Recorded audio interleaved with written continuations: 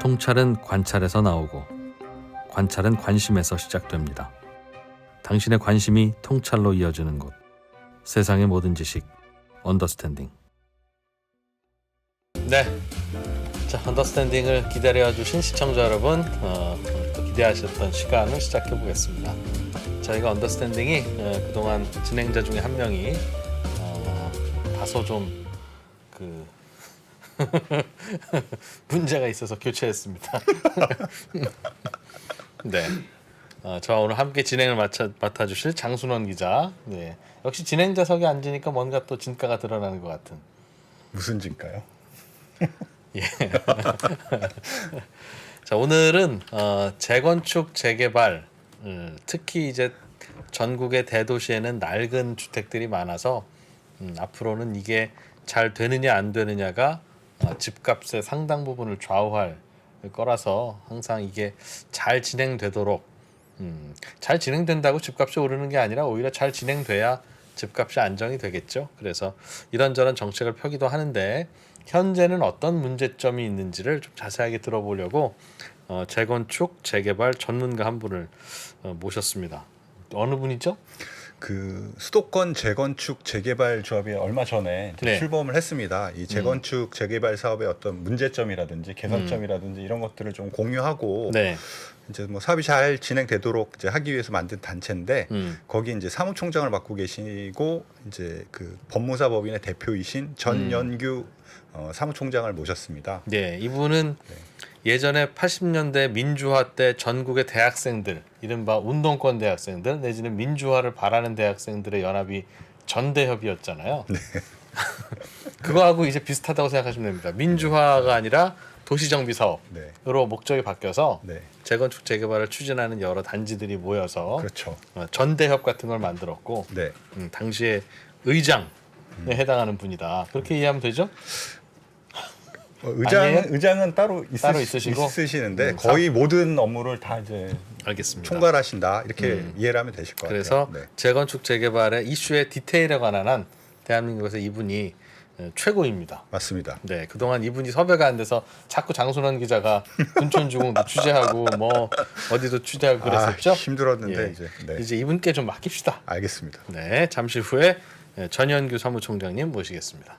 채팅창에서는 안 기자 빨리 데리고 오라고. 예.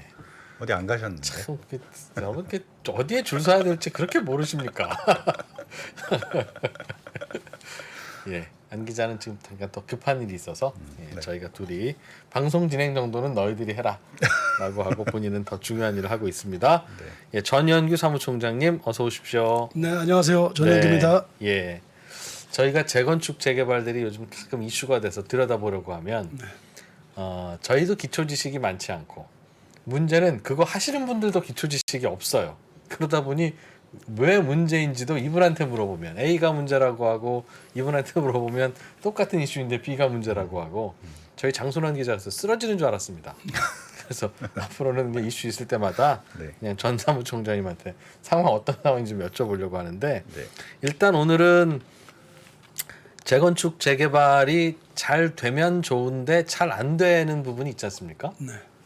왜 잘 안 되는지 유형이든 혹은 뭐 그런 것 좀 일반적으로 좀 일단 듣고 싶어요. 그러니까 잘 되는 데는 왜 잘 되고 안 되는 데는 왜 안 되냐. 너무 근데 이 잘 되고 안 되는 것을 한번 사례를 한번 좀 들어보면은요. 네. 정비 사업이라는 게 이제 4가지 단계로 크게 나눌 수가 있어요. 도대체 우리 사업의 구역이 어디냐, 그리고 사업 계획은 어떻게 세운 거냐라고 하는 첫 번째 정비 구역 지정 단계가 있고요. 이때는 사람들이 나타나질 않죠. 숨은 고수들이. 그러다가 구역 지정이 확정이 돼서 우리 용적률을 어떻게 만들고 몇 세대로 해서 어떻게 간다. 자, 이제 출발한다 해서 창립총회를 통해서 조합 설립을 하게 됩니다. 조합 설립을 하게 되면은 이 조합은 말이 조합이지 사업 시행자의 자격을 갖게 되고 이 사람들이 계획을 세워서 자신의 그 권리와 의무로서 일반 분양자들 모집하고 이런 관계를 갖게 되죠. 그렇겠죠. 그다음에 이 조합이 이제 힘을 얻어서 건축법에 의한 건축 허가를 받듯이 사업 계획 승인을 받게 됩니다. 이게 이제 여러 가지의 그 관계 법률에 의해서 진행되기 때문에 건축법이 아닌 또 주택법이 아닌 도시정비법에 의한 사업 시행 계획을 받게 되죠. 그러고 나서 다음 단계로 가면은 관리 처분의 관계가 넘어가요. 네. 이 종전의 권리를 가지고 있다가 새로운 아파트를 어떻게 배분할 것인가. 이 네. 네 가지의 단계로 크게 대별이 됩니다. 네. 그래서 사업은 초창기 스타트를 출발할 때는 그렇게 커다란 문제는 발생이 되지 않습니다. 네. 그런데 처음부터 문제가 발생되는 곳들이 있습니다. 그래서 저는 네 가지 꼭지를 가지고서 한번 좀 간략하게 설명을 드린다고 하면 예, 예. 네. 처음에 스타트의 그 사업의 범위를 정하는 정비구역이나 재정비 촉진구역이라고 이렇게 표현을 합니다. 네. 이런 거를 정할 때에 지금 막 발생되는 가장 시끄러운 동네가 있어요. 그게 이제 주로 성북구에 가보면은 장위 재정비 촉진 지구라는 게 있어요. 굉장히 넓어요. 50만 제곱미터 이상인데. 재정비 촉진지구는 아무튼 여기서 다들 좀 새 집을 지어 보세요라고 정부가 지정해 놓은 겁니까? 네, 정부가 지정했는데요. 네. 옛날의 그 도시정비법에서는 자기 집만 지면 되는데 네. 이명박 저 선생이 들어오고 나서 예. 그 뉴타운 사업이라고 보시면 시끄러웠어요. 그 사업을 넘겨받아서 다음 정부에서 네. 더 넓은 그러니까 니네만 줘서 몇 채만 기반시설을- 올리지 말고. 네, 여러 단지들을 모아서 광역 개발하자고 한 게 네. 재정비 촉진 지구라고 하는 것이죠. 장위동은 그래서 커다랗게 묶여 있군요. 예, 그냥. 제일 커요. 예. 근데 이 사업장이 구역 지정이 되고 재정비 촉진 구역이 됐는데 이 사업이 반 정도가 날아가게 됩니다. 해제가 돼요. 해제가 되는 사유가 여러 가지가 있겠지만은 예. 그 당시의 그 2006, 7년도에 지정을 하면서 사업이 좋다가 2012년도에 그때 집값이 사실은 내리니까. 내리게 됩니다. 네. 그때에 해제 지역을 선포를 하고 그냥 반 이상을 날려버려요. 해제한다는 건 이 동네 주민들은 재개발을 원하지 않습니다. 예. 지어봐야 분양이 될지 안 될지 제가 받을지 모르니까. 그렇죠. 어. 이 그래프를 좀 보시면은요. 네. 네. 여기에 보면은 저 파란색들이 사업이 조합이 됐거나 또는 네. 입주가 완료됐던 현장들이에요. 저기는 새 아파트 들어왔어요? 들어온 데도 있고 조합 설립이 돼서 네. 진행이 되기도 하고요. 진행되고 있기도 하고. 예. 예. 그다음에 나머지 그 회색 쪽 저기 갈색. 8, 11, 13, 15 이런 현장들이 네. 오히려 더 많죠, 저게. 예. 면적이 저게- 더 넓어 보이네요. 예, 훨씬 더 면적이 2분의 1도 넘는데 네. 저 구역들이 다 해제가 돼 버려요. 해제가 되면서 아예 성북구에서는 저걸 재척을 시켜 버려요. 재척이라는 게 무슨 말이냐면은 촉진 지구라고 해서 저 큰 바운더리 안에서 그 갈색 부분들을 다 날려 가지고 이제는 더 이상 여기는 촉진 지구에 해당이 되지 않는다. 그럼 여기랑 굳이 엮어서 하지 않아도 된다. 네. 갈색은 알아서 각자 도생하세요. 그렇죠. 그래서 진행을 했는데 문제는 이렇게 구역을 변경하는 단계에서 실제로 큰 저 바운더리 안에서는 저 흰 도로나 또는 공원이나 학교들이 쭉 들어가 있지 않습니까? 예. 네. 그것들을 면적에 의해서 쭉 나눠놔요. 분담을 그러니까 1, 2, 3, 4, 5, 6 이렇게 진행되는 것은 니네 면적에 따라서 도로를 얼마치 부담을 해라. 네. 그리고 나머지 부분도 그 부담금을 다 구획을 정해놨는데 미리 다 같이 14번까지 같이 할 걸로 예상하고. 그렇죠. 네. 그런데 이 사람들이 들어가서 자기 것만 냈단 말이죠. 그랬는데 저 갈색 부분들이 떨어져 나가게 되니까 세상에. 예. 이거는 누가 내는 거냐. 이러한 문제가 구역지정 초기 단계부터 나타나게 되는 것이죠. 30명 모집한 여행팀이 출발할 줄 알았는데 중간에 15명이 취소한 거네요. 그렇죠. 네. 그럼 가이드 한 명 오는데 가이드 일당을 30분의 1로 나눴는데 어떡하지? 그래서 제가 말씀드리는 것은 아까 그 그래프를 그림을 다시 한번 보시면은 네. 그것만이 문제가 되는 게 아니고 이렇게 됐을 경우에 더 다른 문제가 또 있어요. 뭐냐면은 이 나머지 갈색 부분들이 사업을 새로 시작을 해야 되겠죠, 이제. 네. 생각이 바뀌어가지고 야 이거 해보니까 올라간 집하고 내려간 그냥 있는 집은 집값이 거의 반 이상의 차이가 나거든요. 그러니까 우리도 해야 되겠다 이제. 라고 해서 출발을 했어요. 그러니까 구역 지정 단계에서 한쪽은 간 사람들은 부담금 문제가 남아 있는 것은 변론으로 치고 네. 나머지 갈색 부분에서 이제 우리도 해야 되겠다. 다시 마음 바꿔서. 그러면 저 청색 부분과 같이 재개발로 같이 갈 수 있는 거냐? 갈 수 있는 데도 있고 없는 데도 있고 이런 문제가 발생이 돼요. 그게 왜 그러냐면은 네. 그 전 정권에서 도심 복합 개발 사업으로도 가고 그다음에 LH나 SH가 하는 공공으로도 가고 공공재개발. 예. 이 사업장들이 다 찢어지게 되는 거죠. 신통으로도 가고 예. 신속통합으로도. 이게 다 하나 둘 셋 넷 다섯 여섯 개 제일 큰 단지들이 나눠지게 되는데 네. 문제는 이 법이 만들어지면서 애초부터 그 50만 제곱미터 이상으로 이렇게 구역을 나눠 놓도록 했거든요.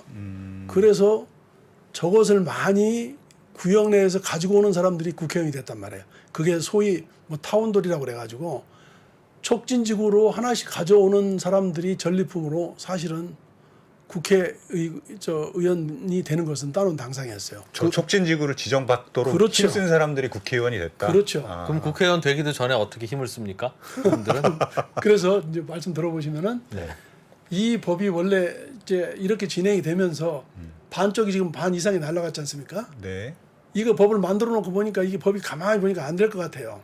그래서 2012년 2월 1일 날 그 이제 해제 조문을 만들게 돼요. 그러면서 등장하게 되는 게 야 이게 해제가 되면은 재개발 구역이 아니니까 여기다 뭐를 지어야 되지? 네. 당연히 개발 기법을 생각을 해야 될 거 아닙니까? 그래도 거기도 낡은 집들 많으니까 그렇죠. 도시 정비는 해야 되겠고 그런데 재개발 요건에는 안 맞아요. 동의가 안 돼서 동의도 안 되고. 네. 그리고 노후도도 안 맞고. 새 집 이랬을 지으니까. 경우에 그 법을 이제 해제 지구에다가 가로주택 정비 사업을 할 수 있도록 이렇게 법을 바꿔버려요. 그 가로주택이 최근에 소규모 주택 정비법으로 발전이 되는데 예. 저 현장 속에 들어가게 되는 거죠. 그리고 또 한 가지는 구역 지정이 안 맞으면은 도심 복합 개발 사업으로 간다고 그래서 그 공공주택 특별법을 또 가게 되고 네. 하나는 말씀드렸듯이 소규모 주택 정비법으로 가고 네. 최근에는 공공재개발로도 또 찢어놓고 네. 이렇게 분류가 됐단 말이죠. 그래서 이렇게 분류가 돼서 해제 지역의 경우는 완전히 개발 기법을 전문가들도 알 수가 없어요. 이렇게 정해놓은 건 또 문제가 아닌데 여기에 그 종전에 있던 조합으로 갔던 사업들은 누가 조합원이고 누가 분양 대상인지 네. 가 명확했단 말이에요. 네. 하려다가 안 됐던 그 사업은 예, 아니죠. 먼저 진행이 했던 사업장들은 이미 파란 아파트- 색깔. 아까 잘 된 파란색 잘된 사업장 것들은 네. 그런데 그렇죠. 지금 해제돼 가지고 새로 시작하는 사업장은 네. 8구 장이 8구역 같은 경우는 공공 재개발이에요. 이게 8사 대책으로 해가지고 공공 재개발을 가는데 이거는 아예 90년 9월 21일이 무슨 미국 독립기념일도 아니고 이 날짜를 딱 정해가지고 이날 이후에 그 토지 지분이 짜게지거나 수가 늘어나거나 하는 것들은 조합원이 자격을 안 준다. 90년이요?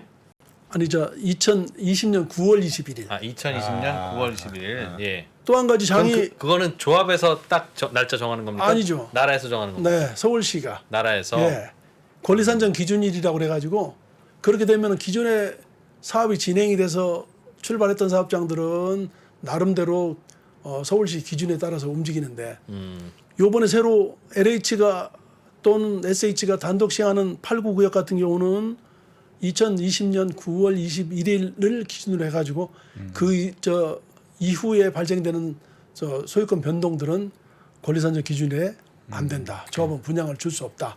이렇게 되고 이게 재건축 재개발을 네. 활성화시키려고 이런저런 방법들은 정하면서 즉 이런 동네에서는 이런 낡은 주택은 뭐 공공 재개발로 하면 좋습니다.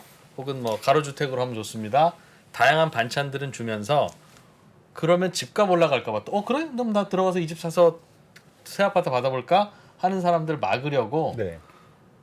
오늘 혹은 언제 이후로 2020년 9월 20일 20일 이후로 집 사는 분들은 해당 사항 없음. 네. 그러니까 이 소식 듣고 집 사지는 마세요. 네. 이제 하는 식으로 만들어 놓은 제도죠. 그렇다는 거죠. 또 한 가지는 그것만 있으면 문제가 없는데 네. 기존의 조합으로 갔던 사업 지금 얘기했던 그 공공 재개발 여기다 또 장위 12구역 같은 경우는 이것도 저것도 안 되니까 도심복합으로 네. 가라라고 네. 해서 도심복합은 공공주택 특별법으로 해가지고요. 네. 이건 수용 방식이에요. 네. 그런데도 불구하고 우선 공급 대상자로 해서 이거는 2021년도 6월 29일로 또 정해버려요. 네. 그때 이후로 집 산 사람은 또 대상 아니라는 네. 거죠. 그래서 이것은 그 대신 이것은 권리산정 기준이라고는 하지는 않지만 우선 공급 대상자라는 표현을 사용하지만 내내 똑같은 거죠. 네. 뭐 그리고 장위 15구역 같은 경우도 또 요번에 그 조합 설립을 받았지만은 이 안에 가로주택이 있어요. 또 장위 13은 아예 그냥 가로주택하고 모아주택이 또 있어요. 네.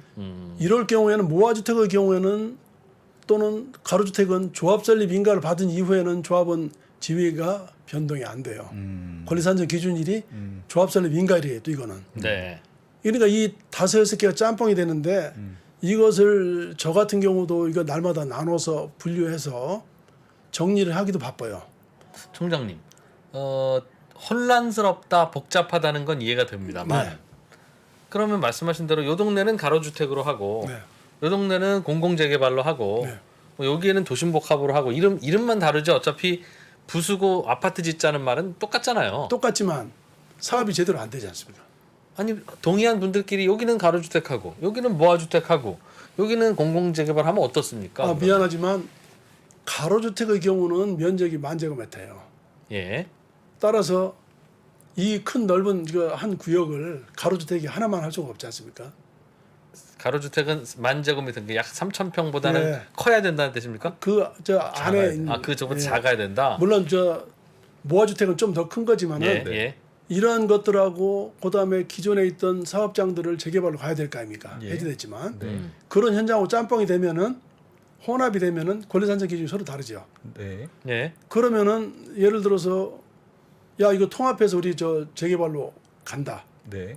했을 때 기존에 시공사까지 뽑아놓은 가로주택이나 모아주택은 그럼 어떻게 합니까? 반대하겠죠. 당연히 반대죠. 네. 그러니까 중간중간에 이렇게 아파트 2채, 3채 짓는 걸로 재개발을 하다 보면 네. 나머지 조각조각 남는 집들은 그럼 여기다 아파트를 지을 수도 없고 어떡하란 말이냐 그 말인 겁니까? 그렇죠. 아. 이렇게 돼서 말씀드린 대로 뭐 이 부분을 더 논하려면은 이거 뭐 몇 달을 가도 안 되지만은 네. 일단은 구역 지정을 하거나 재정비 촉진 구역으로 정해놓은 상태에서의 분란이나 혼란이 있잖아요. 네. 이런 문제점들. 그래서 결국은 광역 개발을 하기 위해서 재개발로 가자고 주장하는 사람들은 가로주택이나 모아주택을 저거로 봐요. 그리고 모아주택의 경우는 내가 어떻게 해서 들어왔는데 다세대나 연립을 져가지고 들어와서 조합원의 자격을 획득했는데 니네 쪽으로 가게 되면 나는 그 이후에 투자해서 한 거기 때문에 날아가면 현금 청산 대상이 되는 거 아니겠습니까? 그렇게 되니까 주민과 주민 간의 갈등이 굉장히 심해서 서로가 쳐다보지도 않은 지경이에요.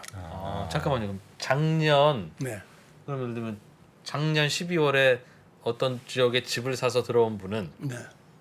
그분은 모아주택은 할 수 있는데 모아주택 모아주택을- 안 하고 그냥 전면 재개발을 하면 그분은 아파트 못 받습니까? 못 받죠. 왜요? 왜? 그런 부분들이 이제 거기서 그 조합원이 수가 늘어나거나 토지가 분할이 되거나 이러한 경우들을 얘기를 하는 것이고 구역 지정한 다음에 들어오신 분은 어차피 못 받는데 네. 잠깐 해제됐다가 그 다음에 들어오신 분은 우리끼리 이렇게 모아주택 할 건데 왜 그래? 라고 하면 그런데 그 애매해지는군요. 모아주택이 꽉 채서 풀로 되는 게 아니고 중간중간 이빨 빠지듯이 돼 있기 때문에 네. 그게 과연 이쪽에서 전면으로 재개발을 한다고 하는데 그게 살아남을 수 있겠습니까?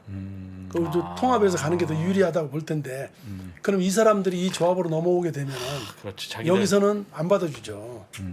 그렇기 때문에 지금 우리 여기 사회자께서 분란의 문제를 말씀하셨잖아요. 네. 이게 지금 그 장위동에 가보면은 네. 어마어마해요. 아. 이 각 구역마다 아까 짜게진 그 5-6개 큰 단지들 있지 않습니까? 예. 네. 그것들이 전부 다 그래서 서로 치열하게 싸우고 있어요. 근데 구청에서는 이것을 어떻게 해볼 방법이 없어요. 처음에 말씀드렸듯이 애초부터 해제된 지역에서는 가로주택이라고 갈 수 있도록 법을 2012년도 2월 1일 날 만들어 놓고 출발을 했기 때문에 여기서는 속수무책이에요. 그래서 말씀드린 대로 구역에 대한 다툼, 또 조합원에 대한 다툼, 조합원 특히 분양 자격 이런 것들 어떻게 해결할 것인가. 그리고 개발 사업들이 도심 복합 개발 사업으로 가는 12구역 같은 경우는 지금 전면적으로 다 철회를 하고 있어요. 그러면 다 망가져 가지고 새롭게 출발해야 되거든요. 이랬을 경우는 어떻게 할 것이냐. 이 사이에 또 가로주택 사업들, 연립주택 사업자들 들어가서 집 져놓고서 한 것들은 어떻게 할 것이냐. 이것들은 내가 볼 때는 법률로서도 정해도 해결하기가 쉽지 않겠다. 이런 생각을 아주 낡아 있을 때 이만큼을 다 뉴타운으로 정해놓고 한꺼번에 밀었으면 다 똑같은 아파트 올라가는 그렇죠. 건데 목동 잠실처럼 사업이 잘 안 되니까 해제하고 알아서들 하세요 하니까 중간중간에 알아서들 하는 바람에 알아서들 하는 데는 알아서들 하고 알아서 안 하던 곳들은 야 너희들이 여기 옆에서 이렇게 있으면 이 동네 어떻게 개발하냐 이렇게 된다는 그럼 어떻게 했어야 되는 겁니까? 지금 돌이켜 생각하면 글쎄 지금으로 봐서는 해결책은 저는 없다고 보는데 이 부분은 궁극적으로는 전면 그 전체적인 그 구역들 있지 않습니까? 예. 통일해서 아파트를 가도록 하는 것이 맞지 않나. 근데 그건 제 생각이고 이미 거기서 집을 사갖고 들어간 사람들 그래서 집을 사갖고 들어간 사람들은 주택 아파트를 공급받기 위해 들어간 거 아니겠습니까? 그렇죠. 예. 뭐 이런 사람들이 해결 문제를 어떻게 할 것인지는 아마 중앙정부에서 정리를 해야 되지 않겠나 싶어요. 그런데 도심복합이나 공공재개발 사업이 안 돼요 지금. 안 되고 있는 입장에서 손을 댈 수가 있겠어요? 지금 도심복합, 공공재개발, 모아주택, 가로주택 이런 것들은 거기다가 지역조합도 들어가 있고. 소위 말하면 소규모 재개발을 네. 의미한다고 이해하면 되는 거죠. 그렇죠. 이름만 다를 뿐. 네. 그런 문제들은 그 첫 번째 꼭지에서 네. 정비구역을 만들면서 출발해 나가는 시점에서 네. 해제 지역에 대한 국가의 어떤 대책이 있지 않으면은 네. 분쟁이 사라지지 않을 것 같아요. 그게 그런 구역장이 그 구역 말고도 서울시에 좀 있나요? 많죠. 많이 있습니까? 많이 있어요. 그러니까 그런 구역은 기본적으로 출발 자체부터 재개발이 어려운 하여튼 갈등 소지가 엄청나게 많은 그런 지역이겠네요. 갈등 지역이 많다기보다는 일단은 광역 개발을 하겠다는 욕심으로 출발을 했지만 네. 그게 중간중간에 면적을 채우려고 50만 제곱미터를 채우려고 안 되는 현장까지 막 집어넣어가지고 했다가 이렇게 하다 보니까 네. 이런 문제가 발생이 되는 거죠. 뭐 그 당시는 뭐 그게 하나의 트렌드였고 네. 그게 뭐 정치적인 산물이라고 생각을 했었을 테니까요. 뭐 이런 무거운 주제를 갖고서 먼저 처음에 말씀을 드리게 됐는데 근데 어차피 되게 큰 문제네요. 네. 그럼 총장님 지금은 낡은 주택들로 가득한 동네인데 네. 다시 우리 재개발을 해봅시다라고 하니까 조각조각 쪼개져서 움직이고 있더라라는 네. 거잖아요. 그럼 미안한데 우리 조각조각 쪼개진 거 다 없었던 걸로 하고 지금 새로 아파트 지은 건 아니니까 그냥 지금 있는 사람들 중심으로 다시 재개발하자 한꺼번에 큰 단지로 하면은 안 됩니까? 안 될 건 없겠죠. 근데 법률적으로 검토가 돼서 이쪽 법으로는 가능한데 저쪽 법으로 안 되는 사람들을 어떻게 구제할 것인가 이것을 법률에 담아야 되지 않겠습니까? 그럼 신입생을 괜히 받아야 되는 거군요. 그러니까 신입생 뽑아놓고 저기서는 또 기숙학원도 그렇죠. 있고 뭐 별도로 다 스터디 그룹 만들어놨는데 네. 난장판이니까 다시 그냥 다 입학하는 걸로 합시다라고 하면 네. 제때 입학한 학생들은 불만이죠. 우리 시험 보고 들어왔는데 뭐 그런다는 아니 그런데 이제 문제는 더 심각한 것은 네. 새로 이제 사업이 된다고 해서 한 사업장들은 사실은 가로주택은 말이죠. 네. 조합 설립이 된 이후에는 조합원 자격이 분양 신청 자격이 없으니까 그 이전에 네. 거기다 연립주택은 때려 짓는단 말이에요. 다세대나. 네. 그러니까 숫자가 늘어나겠죠. 그렇겠죠. 이 늘어난 사람까지 그럼 이 사람들이 안 한 사람들이 다 받아줘야 되느냐. 이런 문제는 글쎄요. 이게 뭐 대화로 해결이 되겠습니까? 그런 문제가 심각해서 뭐 대책이 좀 있어야 되지 않겠나 싶어요. 근데 지금 제가 알기로 서울시에서는 그 가로주택의 확장판이 모아주택 같은 거 되게 열심히 이제 푸시를 하고 있잖아요. 근데 말이 모아주택이지 네. 그 사실은 모아주택이라는 게 법률적인 용어도 아니고 예. 그냥 끌어 모아놔 가지고 만제곱미터짜리 묶어놓은 건데 네. 거기에는 자율주택도 들어가고 네. 사업이 안 되는 현장은 그대로 집어넣어서 면적이나 채워가지고 네. 거기에 재건축이나 재개발 이런 것들을 묶어놓은 건데 그게 전체적인 사업이 된다고는 보기는 쉽진 않죠. 재개발이 잘 안 되니까 재개발 쉽게 하라고 그래 니네 집 10채만 있어도 아파트 한 동 새로 지으려면 지을 수 있게 해줄게라고 하는 게 규제 완화인데 네. 그동안에 그 법 만들 줄 몰라서 그렇게 안 한 게 아니라 재개발을 할 때 그렇게 소규모로 막 할 수 있도록 해주면 동네 한가운데 그런 거 몇 개만 들어가면 그 동네는 이제는 개발 못 하잖아요. 맞아요. 본의 아니게 알박는 거니까. 그게 알박는 거라고 볼 수도 있죠. 그래서 예. 뒤에 나중에 이제 말씀을 드릴 부분이 또 있는데 그래서 개발 요건이 안 맞아요. 왜냐하면은 재개발은 그 구역 지정 요건이 있어요. 네. 호수 밀도나 네. 노후도나 네. 뭐 이런 것들이 있어야 되는데 네. 새로 진 집은 노후도가 안 될 거 아닙니까? 그렇겠죠. 그럼 전체적인 사업도 안 될 수도 있어요. 예. 그게 많이 들어서면 들어설수록 아, 가로주택이나 모아주택의 노후도 기준이랑 이 전체 큰 재개발의 노후도 기준이 다르기 때문에 다르죠. 그걸 품었을 때 전반적인 재개발도 어그러질 수 있다. 그것도 안 될 확률이 높아요. 아, 그러니까 이것은 어떻게든지 해결이 되긴 돼야 될 텐데 네.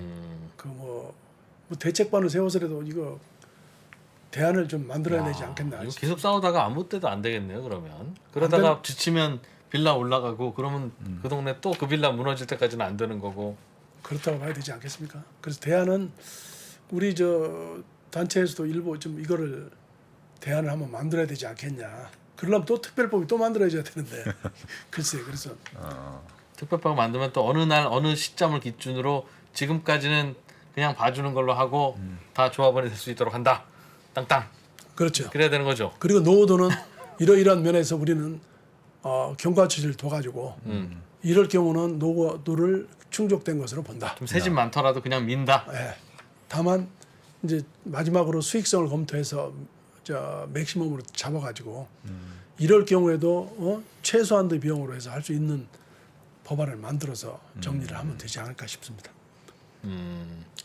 재개발을 잘 공부를 못 해봐서 이건 기초적인 것 같은데 그냥 계속 궁금하던 거라 여쭤보면 네. 어느 날짜 이후에는 쪼개기 하지 말아라 네. 라는 규정도 있고 그것 때문에 새로도 못 들어가고 이번에도 그래서 서로 화해가 안 된다는 것 같은데 네. 조합원 숫자가 많든 적든 어차피 그 동네 땅은 일정한 것일 것이고 네. 그러면 땅 갖고 있는 지분에 비례해서만 아파트를 뭐 나눠주든가 하면 예를 들면 작은 땅 2개 갖고 있으시면 이 작은 땅 가지고는 아파트 한 채 안 되니까 너랑 합치면 아파트 한 채 되는데 그러면 아파트 지어서 2사람 명의로 해줄 테니 둘이 알아서 나눠 가져 이런 식으로 나눠주면 뭐 작은 지분이든 큰 지분이든 새로 들어오든 관계 없을 것 같은데 근데 그게요. 왜 안 되죠? 도시정비법에서는 땅의 크기나 형태나 위치나 이런 거에 따라서 관리처분을 다시 정할 수 있도록 우리 이 대표님 같이 이제 설명을 가능할 수도 있지만 각 시도별로 그 도시 생성 발전이 서로 달라요. 예를 들어서 서울 같은 경우나 부산 같은 경우는 사실은 그 노후도가 굉장히 그 6.25 전쟁을 통해서 피난민들이 많이 가면서 노후도가 도시에 따라 다르단 말이에요. 네. 그래서 법에서는 땅의 크기나 면적이나 위치나 형태, 소유 형태나 이런 것들을 조례해서 니네들이 정해봐라 라고 해서 정해줬어요. 정해줬는데 그래서 서울시나 각 시도 도시정비 조례가 있어요. 그 조례를 보면은 각자가 다 달라요. 전체가. 서울, 부산, 대전, 대구, 광주, 인천이 조합원이 될 수 있는 자격의 면적이나 크기나 이러한 형태가 있잖아요. 최소 면적이 다 달리 정해놔가지고 제가 그 전국 시도별로 조례의 어떻게 다른 것인가를 비교 분석표를 한번 만들어봤는데 그거 만들고 정리하는데 거의 한 10몇 년이 걸렸어요. 그렇기 때문에 일반 사람들이 그것을 내가 조합원이 자격이 있냐 없냐를 따지는 것은 네. 진짜 어려운 일이에요. 더더군다나 서울은 더 그래요. 서울은 또 그 중에서도 또 그 형태에 따라서 크기에 따라서가 기간마다 또 다 달라요. 그래서 이거 여기서 얘기하다 보면은 그 부분 더 머리가 아플 것 같고. 그러다 보면 그렇게 정해진 최소 요건이라는 게 있어서 네. 그냥 막 쪼개는 거 가지고는 안 된다. 네. 그래서 그런 부분들은 그렇게 정리를 해보고요. 네. 두 번째 곡지로 넘어가서요. 구역장이 돼가지고 실질적으로 추진위원회를 구성을 하고 그 추진위원회에서 창립총회를 통해서 조합을 만든단 말이죠. 네. 조합으로 가는 것을 비로소 우리는 사업 시행자라고 얘기를 합니다. 예. 그래서 사업 시행자라고 법에서 규정을 하면은 법인격을 가지고 있는 조합이구나, 또는 LH나 SH 공공 시행자구나, 이런 사람들 내포한 용어라고 이렇게 이해를 하시면 될 텐데, 조합으로 간신히 돼가지고 천신만고 끝에 조합이 되잖아요. 네. 되면은 여기에서 이제 가장 큰 이슈가 등장을 해요. 모든 안건들은 의결기구인 대의원회를 구성하도록 돼 있어요. 네. 이 대의원회가 파워그룹이에요. 음. 그래서 이 대의원회에서 사업시행인가를 위한 업체를 선정을 해야 되겠죠. 업체. 시공사입니까? 사업 시공사? 시행인가의 아니죠. 업체가 뭔가요? 여기서 말하는 협력업체나 업체들은 네. 우리 도정법에서는 사업시행인가 이후에 뽑도록 돼 있지 않습니까? 네. 시공자를. 네. 그러나 시공자가 아닌 나머지 사람들은 네.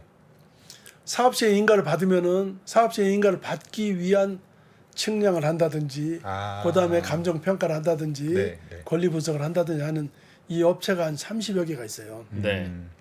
이 사람들을 뽑아야 되는데 네. 이 사람들을 뽑는 게 이제 계약 업무 처리 기준이라는 게 있어가지고 네. 5천만 원 이상의 금액에 해당될 때는 조달청의 공개 경쟁 입찰을 하도록 되어 있어요. 아. 이때에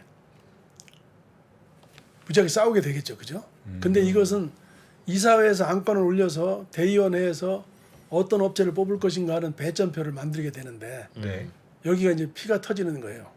그래서 이 업체들이 사실은 조합이 결정이 되면은 그때부터 이사회하고 대의원회의를 통해서 작업을 하게 되고 뭐 인맥을 통해서 가든지 이렇게 하게 되는데, 실질적으로 이 대의원회는 뭐 실질적으로 조합 같으면은 3년, 조합 임원들은 3년의 기간이 있지 않습니까? 예. 그래서 그 사람들은 3년이 도가 되면은 새로 선출을 하고 총회를 통해서 하는데, 대의원은 아직까지 임기가 없어요. 끝까지 한 번 되면은. 근데 이 사람들이 그 의결기구이기 때문에 모든 협력업체를 이 손에 거친다고 보면 돼요.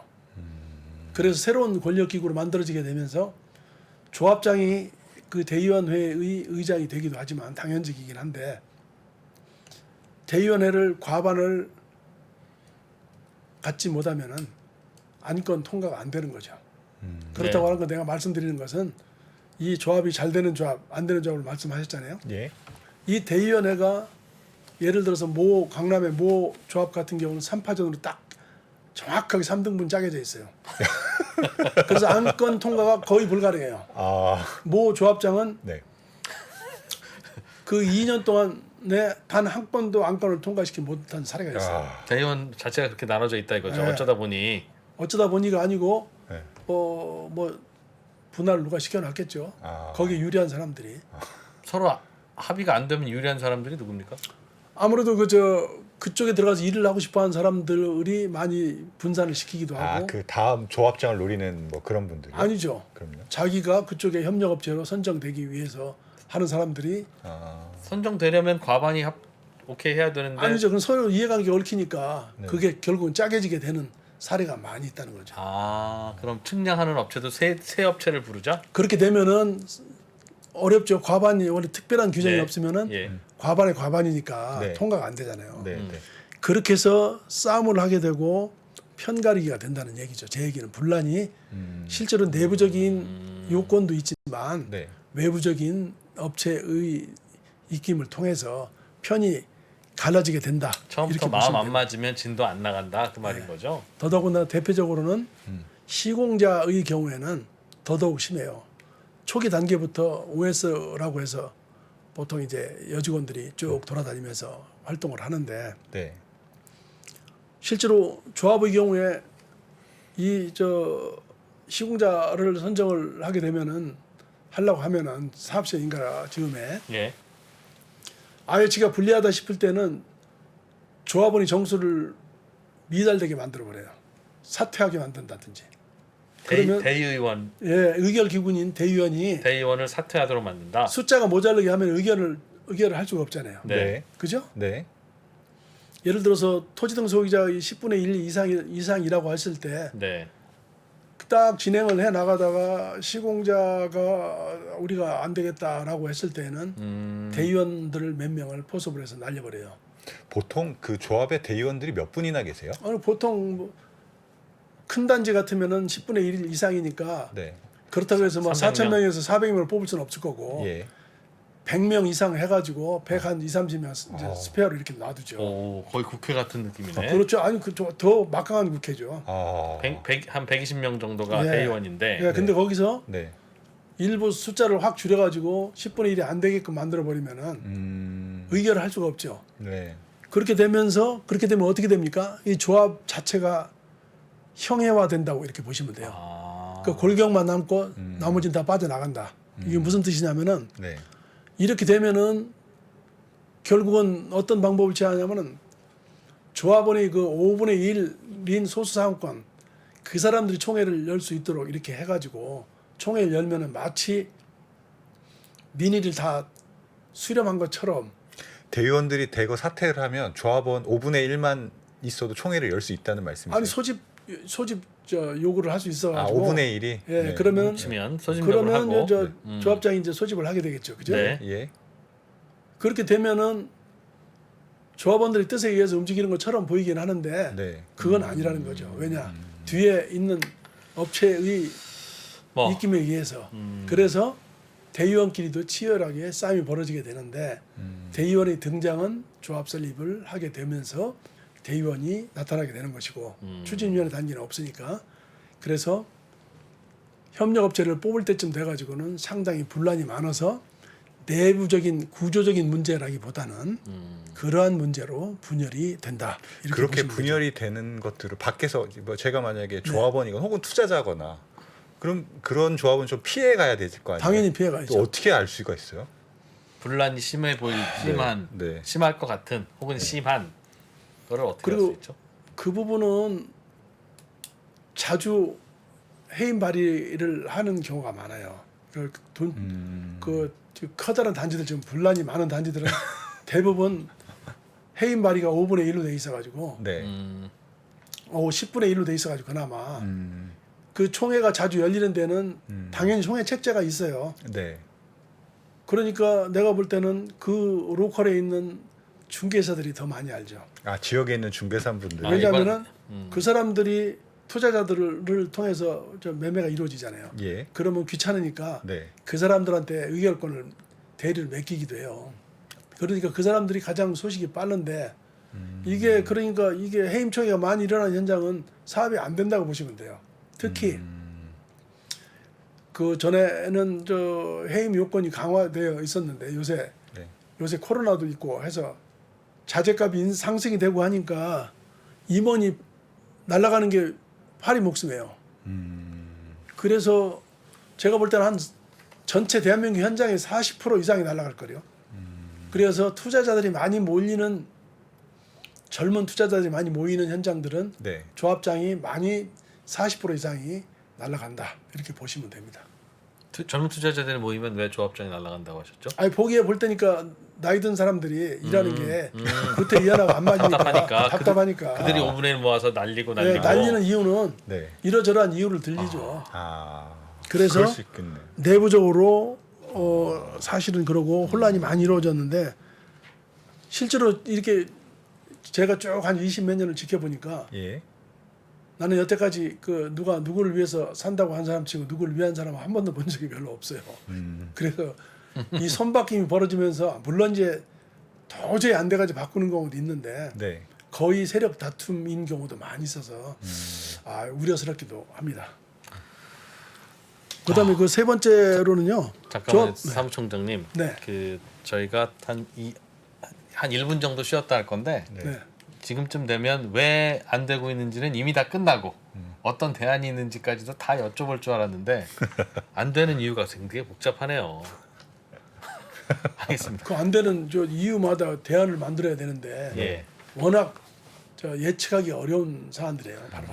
첫 번째 이유가 안 되는 거는 대규모 재개발을 하려다가 무산된 후에 각자 알아서 하라고 막 대안들을 막 넘겨주는 네. 이 정권 저 정권에서 규제 완화랍시고 넘겨주는 것들을 조합원들이 덥석덥석 물고 시작하니까 완전히 난장판이 되어 있다. 그렇죠. 이거는 어느 날 갑자기 기존 거 다 없애고 지금 소유자들은 다 그냥 한꺼번에 재건축 재개발할 수 있도록 합니다라는 특별법이 통과되지 않으면 이거는 물고 물리다가 되는 데는 되고 안 되는 데는 안 되고 엉망될 거다. 대안이 없다는 말씀 주셨고 네. 두 번째는 조합이 만들어져도 대의원들끼리 갈라지고 민주주의 잘 안 되는 건 그건 듣기로는 그냥 조합원들의 자질 문제네요.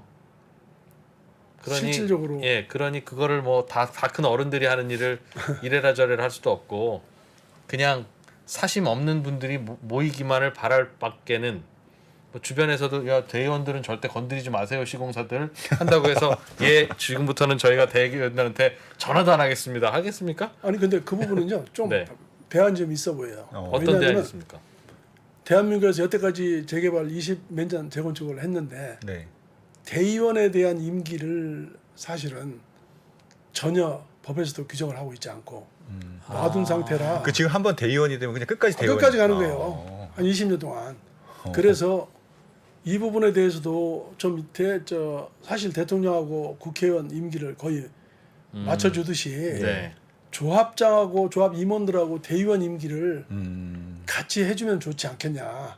그렇게 되면은 사실은 러닝 메이트로도 갈 수도 있고 뭐 그래서 물갈이가 되면서 정체가 안 될 텐데 거기 완전히 무방비 상태예요 지금. 조합의 집행부도 4년에 한 번씩 3년에 한 번씩 바뀌는데 바꾸면서 릴레이로 이어가자. 예. 그런데 임기가 안 정해져 있어요. 대의원만 임기가 안정해 있어요. 조합장은 계속 바뀌면서. 예.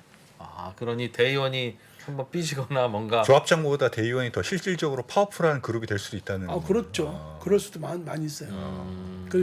그리고 아예 임기가 없으니까. 네. 야, 그것도 좀 바꿔놓으면 그나마 물갈이가 좀 돼서 지금부터는 없었던 일로 하고 새 출발할 수 있는 계기가 있을 수도 있겠다. 저는 뭐 그렇게 생각을 합니다. 그렇군요. 알겠습니다. 1분만 쉬었다가 왜 재개발과 재건축이 어려운지 3편으로 이어가겠습니다. 야 이거 언제까지 다 할 수 있으려나 모르겠어. 잠깐만요. 너무 스타트가 너무 무거운 주제 같아요. 신고가에 5만 원 돌파할 때 5만 원에 따라 살 수 있나요, 우리? 내가요? 5만 원이 다시 내려가서 2만 원까지 와서 2만 원 떨어지면 신저가예요. 거기서 공모해서 쓸 수 있나요? 주식시장에 절대 변하지 않는 것이 두 가지 있습니다. 주가의 기본적인 움직임 그리고 투자하는 사람들의 심리입니다. 내가 팔면 오르고 사면 떨어진다고요? 주식에 대한 공부가 모자라서가 아닙니다. 주가를 만드는 투자자의 심리를 모르기 때문이죠. 하락장의 공포를 이기는 5가지 실전 투자 심리 전략. 박병창의 돈을 부르는 매매의 심리에서 지금 확인하십시오.